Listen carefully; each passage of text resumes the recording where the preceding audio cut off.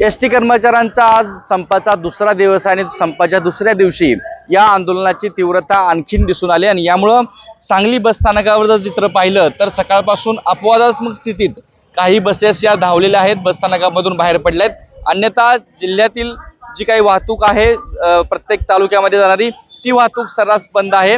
यामध्ये काही अपवादात्मक स्थितीमध्ये इचलकरंजीला काही बसेस जात आहेत, इस्लामपूरच्या दिशेने काही बसेस या ठिकाणी थोड्याफार प्रमाणामध्ये धावताना दिसत आहेत. या नंतर ज्या ठिकाणी मोठ्या ज्या काही मार्गावरच्या ज्या लांब मार्गावरच्या ज्या बस आहेत त्या धावलेल्या नाहीयेत, त्यामुळे प्रवाशांची मोठी गर्दी या बस स्थानकावर दिसून येते. जे विद्यार्थी कॉलेजसाठी जाणार आहेत त्यांना कॉलेजकडून बस पाठवली जाते मुलींसाठी मुलांसाठी, मात्र अन्यत्र जे काही या ठिकाणी प्रवासी आहेत त्यांची मात्र मोठी गैरसोय आहे. हा जो बस स्थानकात सगळा जो परिसर आहे त्यामध्ये सकाळपासून प्रवासी अजूनही ताटकळत उभे आहेत.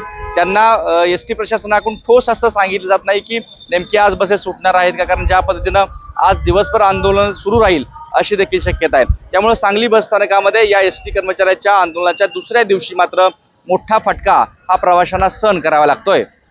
कॅमेरा पर्सन योगेश सोबत कुलदीप माने, एबीपी माझा, सांगली. एबीपी माझा, उघडा डोळे बघा नीट.